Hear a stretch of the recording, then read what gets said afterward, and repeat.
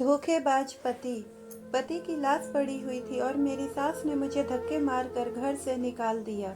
मैं रोती हुई जा रही थी कि अचानक मेरी नज़र एक औरत पर पड़ी जो गोद में बच्चा उठाए चिल्ला रही थी, कोई मेरी मदद करो वरना बच्चा मर जाएगा। मेरे पास उस वक्त 1000 के नोट थे। मैंने उसे दे दिया और वह खुशी से मुझे दुआएं देती हुई बोली, बेटी तू वापस अपने घर चली जा, तुझे ऐसी खुशी मिलेगी जो आज तक किसी औरत को न मिली होगी। मैं हैरान हुई कि भला मुझे क्या मिल सकता है, पर उस औरत की बात सुनकर मैं वापस अपने ससुराल आई। जैसे ही मेरी नज़र मेरे पति की लाश पर पड़ी तो मेरे सिर पर आसमान टूट पड़ा, क्योंकि मेरे पति आज रोज से जल्दी घर आए थे। मैंने उनसे कहा, जल्दी से नहा लो, तब तक मैं खाना लगा देती हूँ।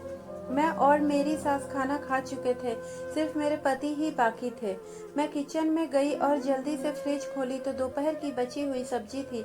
मैंने जल्दी से गरम किया और साथ में ताजी रोटियां भी बना ली।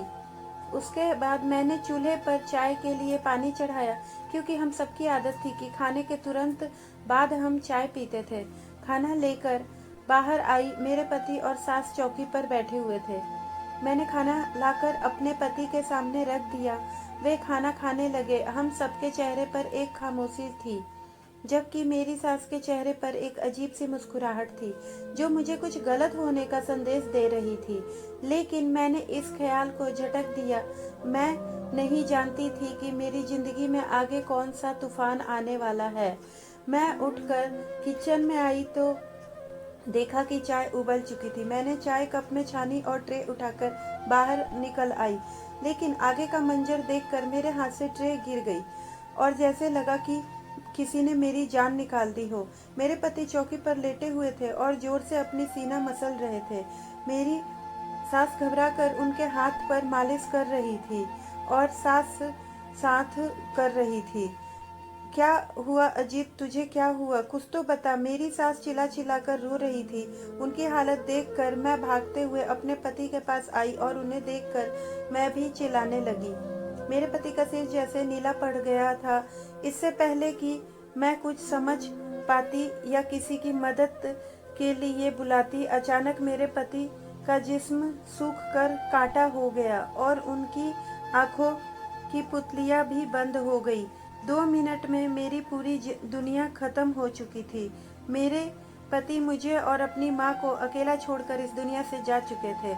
मेरे सब कुछ मेरे पति ही थे। उनके इस तरह अचानक मौत ने मुझे हिलाकर रख दिया। मैं बिल्कुल खाली हाथ रह गई थी। उनके अलावा मेरे आगे पीछे कोई नहीं था। हमारे घर का शोर सुनकर पड़ोसी और मोहल्ले वाले भी हमारे घर आ चुके थे।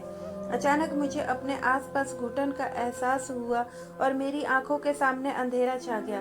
मैं अपने आसपास की सभी चीजों को चकराती हुई महसूस कर रही थी। मैंने दीवार का सहारा लेने की कोशिश की, लेकिन मैं अपना सूध-बूध खो बैठी थी और अगले ही पल में मैं अपने शरीर के सारे वजन के साथ जमीन पर गिर गई। मुझे होश आया तो मैंने खुद को अपने कमरे में पाया। मेरा सिर अभी भी भारी था। मैंने इधर उधर देखा तो अगले ही पल मेरे पति का बेजान वजूद मेरे नज़रों के सामने आया। मैं जल्दी से उठकर बाहर आई। सुबह हो चुकी थी। मैं पूरी रात बेहोश थी। मैंने देखा मेरे पति की लाश घर के बाहर पड़ी थी और मेरी सास उनके चरपाई में लग कर बैठी थी। उनकी आंखों को देखकर जैसे लगा कि वह पूरी रात रोई हों।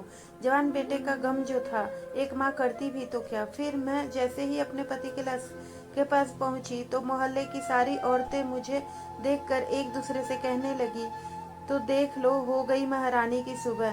कैसी बेशरम औरत है, पति की लाश पड़ी है और यह अपनी नींद पूरी कर रही है। पानी का घूंट भी नहीं पिया, फिर भी इन्हें तेरा ही ख्याल रहा कि तुझे उठाया न जाए, तेरी तबीयत ना खराब हो जाए। इस हाल में भी इन्हें तेरा ही ख्याल रहा। और एक तू है जो पहले अपने पति को जान से मार डाला और फिर बेशर्मी से इस घर में रहकर अपनी नींद भी पूरा कर रही है। अरे तुझे तो शर्म से डूब मरना चाहिए। ऐसे घूर के से हमारे सामने खड़ी है। मैं हैरान सी उनकी बातें सुन रही थी। वह कितनी सफाई से सारा इल्जाम मुझ पर डाल रही थी। मैं इसी सोच में थी, फिर अपने पति के पास जाने लगी। चरपाई तक पहुंची ही थी कि मुझे लगा जैसे मेरा मेरा बाल कोई खींच रहा हो। मैंने जैसे ही मुड़कर पीछे की तरफ देखा तो मेरे सास मेरा बाल मुट्ठी में पकड़कर खींच रही थी। उन्होंने मुझे किसी अछूत की तरह खुद से दूर फेंका। मैं जाकर दरवाजे के पास गिरी। अपने आप को किसी तरह संभालते हुए मैं फिर से चरपाई के पास जाने लगी। तभी मेरी सास मेरी तरफ आई और उन्होंने एक जोरदार थप्पड़ मेरे मुंह पर मारा। मेरा मुंह लाल हो गया, गाल सूज गए और होंठ फट गए, खून बहने लगा। अभी मैं ठीक से संभल भी नहीं पाई थी कि उनकी बातें ने मेरे पैरों तले जमीन खींच ली। वह कह रही थी कि मेरी नज़रों के सामने से दूर हो जा, तू मेरे बेटे की कातिल हो। तुमने मेरे बेटे को मार दिया, उसकी जान ले ली। जब से मेरे बेटे की जिंदगी में आई है, उसकी जिंदगी नरक से भी बदतर बना दी है। फिर भी तेरे कलेजे में ठंडक नहीं पड़ी कि तूने उसकी जान ले ली। मैंने उनके आगे हाथ जोड़कर कहा, मैंने कुछ नहीं किया, मैंने उनकी जान नहीं ली है। मैं ऐसा क्यों करूंगी भला, वह मेरे पति थे। आप मुझे उनके पास जाने से ना रोकें। लेकिन मेरी सास पर मेरे किसी बात का असर नहीं हुआ। उन्होंने मुझे बाजू से पकड़कर गेट के पास ले जाकर धक्के मार मुझे बाहर निकाल दिया। मेरे ऊपर विपत्ति का पहाड़ टूट पड़ा। एक तो पति से जुदाई और दूसरा घर से बेघर हो गई थी। मैं गेट के साथ लग कर रोने लगी। मैं काफी देर तक वहीं पर खड़ी रही, लेकिन अंदर वाले सब पत्थर दिल हो चुके थे। मैं टूटे हुए दिल के साथ सड़क पर चलने लगी। मेरा और कोई ठिकाना नहीं था। जाती तो और कहाँ जाती। अचानक मुझे एक औरत की आवाज़ सुनाई दी। वह कह रही थी, भगवान के नाम पर कोई मेरी मदद करो, मेरा बच्चा 2 दिन से भूखा है। कोई तो मेरी मदद करो, कोई तो मुझ पर रहम करो। मैंने देखा मेरे साड़ी के आंचल में बांधने के वक्त मेरे पास 1000 के नोट थे। मैंने वह नोट उस औरत को दे दिया। उसकी बात सुनकर मैंने घबरा कर इधर उधर देखा तो मैं अपने घर से बहुत दूर निकल आई थी। उस औरत ने कहा, भगवान तुम्हारा भला करे, तेरी सारी मुश्किलें आसान हो, तू सदा सुखी रहे, तू ऐसे सड़क पर मत चल, अपने घर चली जा। मैंने कहा, मेरा कोई घर नहीं है, मैं बेसहारा हूँ। उसने कहा, तू बेसहारा नहीं है, जा तू अपने घर चली जा, तेरा घर तेरा इंतजार कर रहा है, तेरे पास तो सब कुछ है, फिर क्यों सड़क के खाक छान रही है। तू तो मलिका है, जा अपना घर संभाल, अपने घर जा, वहाँ तुझे ऐसी खुशी मिलेगी जो तूने कभी सपने में भी नहीं सोचा होगा। मैं बड़ी हैरान हुई कि उस घर में तो मेरे जवान पति की मौत हो गई थी। हालत के आगे मजबूर होकर मैं अपने घर की तरफ जा रही थी कि और सोच रही थी कि जाकर देखूं तो सही कौन सी खुशी मिलने वाली है। और खुशी नहीं भी मिली तो एक बार फिर से मैं अपने सास के पैरों में गिर जाऊंगी। हो सकता है कि उनको मुझ में रहम आ जाए और वह आखिरी बार मुझे अपने पति से मिलने दे। इतने में मैं घर के दरवाजे तक आ चुकी थी। मैंने देख दरवाजा अंदर से बंद नहीं था। मैंने धड़कते दिल के साथ घर का दरवाजा खोला, पर दरवाजा खोलते ही सामने का मंजर देखकर मैं ठिठक गई। मेरा पूरा शरीर कांप करने लगा, क्योंकि दरवाजा खोलते ही जो मैंने देखा वह मेरे होश उड़ा उड़ा देने के लिए काफी था। मेरे पति, जिनकी लाश मैंने खुद देखी थी, सामने कमरे में खड़े थे जिंदा। वह बिल्कुल वैसे ही थे जैसे हमेशा होते थे, पर उनकी आंखों में एक अजीब सी चमक थी। मेरे पैरों तले जमीन खिसक गई। यह कैसे हो सकता है। मेरे दिल की धड़कनें तेज हो गई और मैं कांपती हुई उनके पास जाने लगी। जैसे ही मैं उनके पास पहुंची, उन्होंने मुझे गहरी नजरों से देखा और धीरे से कहा, तुम्हें क्या लगा, तुम मुझसे छुटकारा पा लोगी। मैं तुम्हारा प्यार, मैं इतना पागल हो गया था कि तुम्हारे बिना जिंदगी का कोई मतलब ही नहीं रह गया था। मेरी माँ ने तुम्हारे खिलाफ बहुत कुछ कहा, लेकिन मुझे हमेशा तुम पर भरोसा था। मैं उनके शब्दों से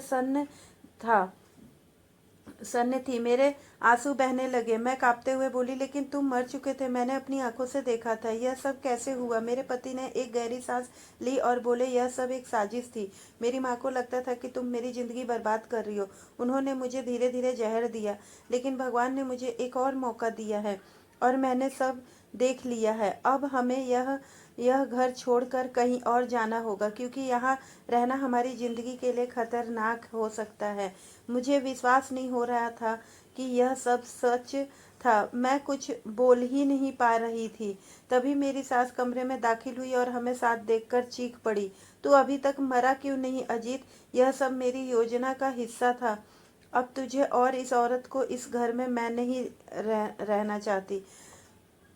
मेरे पति ने मेरी सास को घूरते हुए कहा, तुमने मेरे साथ जो किया उसकी सजा तुम्हें जरूर मिलेगी। अब मैं और मेरी पत्नी इस घर को छोड़कर जा रहे हैं हमेशा के लिए। मेरी सास ने हमें रोकने की बहुत कोशिश की, लेकिन अब मेरे पति ने फैसला कर लिया था। हमने घर छोड़ दिया और नई शुरुआत की। इस उस औरत की बात सच निकली। मैंने अपने पति के साथ एक नई खुशहाल जिंदगी शुरू की और हम दोनों वह सुकून के साथ मिली जिसकी मैंने कभी कल्पना भी नहीं की थी। तो दोस्तों, आपको यह कहानी कैसी लगी कमेंट करके ज़रूर बताएं। कहानी अच्छी लगी हो तो प्लीज़ वीडियो को लाइक और शेयर करें, और अगर हमारे चैनल पर नए हैं तो प्लीज़ चैनल को सब्सक्राइब करें। तो मिलते हैं एक नई कहानी के साथ। धन्यवाद।